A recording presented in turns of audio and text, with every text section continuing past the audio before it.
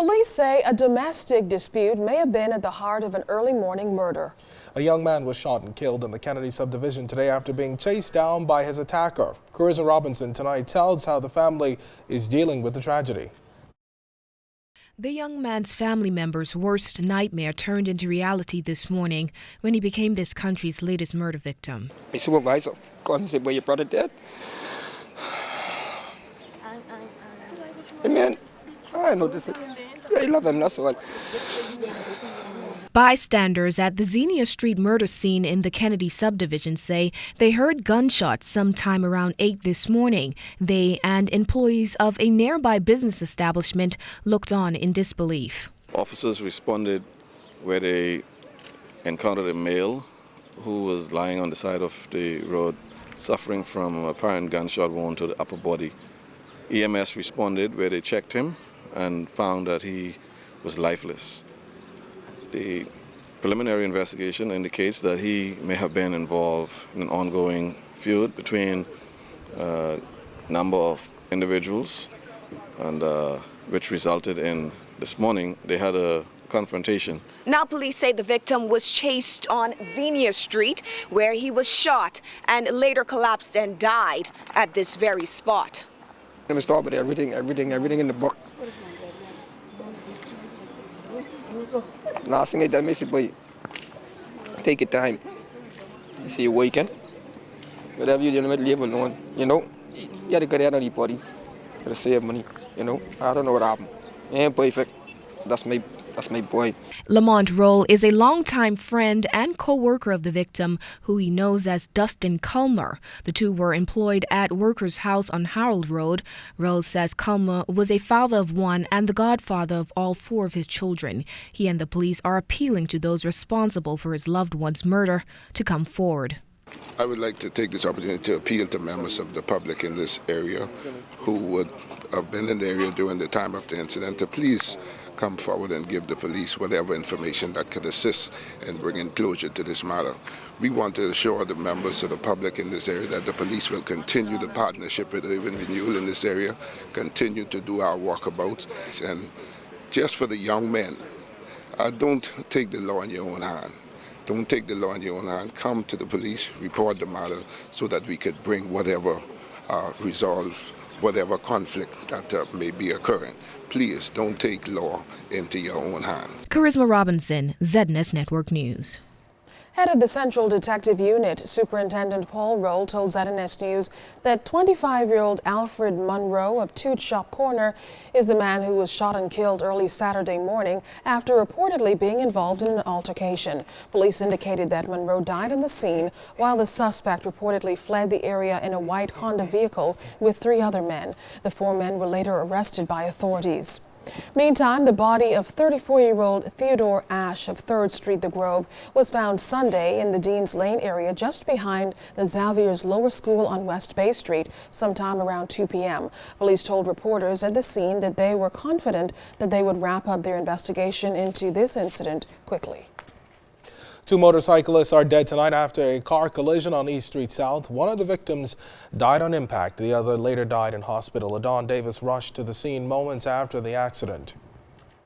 Traveling along Bougainvillea Boulevard just off East Street South went terribly wrong for 2 unidentified motorcyclists who attempted to overtake a vehicle just moments before that vehicle was turning into the area. Officer in charge of the Traffic Police Division, Superintendent Ken Strawn, was on the scene. Shortly after 9 p.m., the police received a report of an injury accident on East Street South in the vicinity of Bougainvillea Boulevard. Preliminaries are that the motorcyclists, 2 of whom were traveling on a small CC motorcycle and accompanied by another cyclist who was just on the side of them. As they were traveling south, made an attempt to pass the vehicle that was also traveling in the same direction, attempting to turn west through Bougainvillea Boulevard. Consequently, these individuals were not successful in passing that vehicle. As a result, they struck the right front side, losing their balance, hitting their heads into the pavement and also a wall surrounding a premises that is at the corner of the intersection. The sudden smash-up on Monday night sent shockwaves throughout the community. Residents who stood around in awe say they believe that if both of the motorcyclists were wearing helmets and if the ambulance got to the scene in record-breaking time, both men would still be alive. While stressing the importance of taking safety precautions on our streets, Superintendent Strawn also gave us an update on other traffic fatalities occurring prior to this one. This brings for the country, some 6 incidents of death so far for the year, 4 of which occurring here in the island of New Providence, 1 earlier in Grand Bahama, and another one over the weekend in the island of Abaco. We've lost 3 pedestrians on the streets of New Providence. The second motorcyclist died this afternoon, becoming the 7th traffic fatality for the year. LaDawn Davis for the ZNS Network News. Prospective hotel union executives nominated today, 1 month ahead of elections. 3 teams are vying for 12 executive posts, including incumbent President Nicole Martin and her A-team, Teams Destiny and Revolution. President Martin says the nomination process went smoothly, with all 3 teams nominating a full slate of officers. Well, it was very cordial. The atmosphere was fun because we have friends on all these teams, and my message to the teams was that this is just a matter of you believing you can do it, and I believe that I can, but we have a union to protect. So in all our doing, we're not going to ruin the image of our union, but we're going to put our message forward. And I thought it was well received. There were cheers from everyone. Once persons who were friends on the teams were nominated. I'm happy to have been a part of it this morning.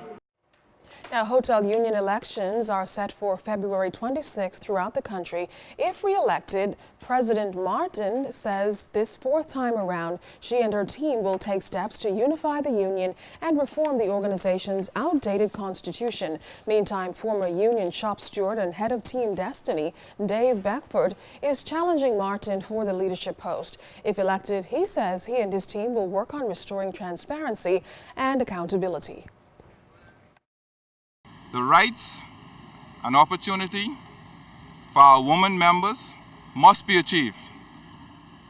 New opportunities for our male members will be negotiated. Under Team Destiny, the hotel union will be restored to its glory days. Our members will get all privileges and benefits that is rightly theirs. Hope and relief is here. Team Destiny is the only choice, because we care. Team Destiny believes that the power of the members is greater than the executives in power. But the Bahamas Volleyball Federation campaign is revving up. We've got the latest coming up in sports. You're watching the Bahamas Tonight in HD.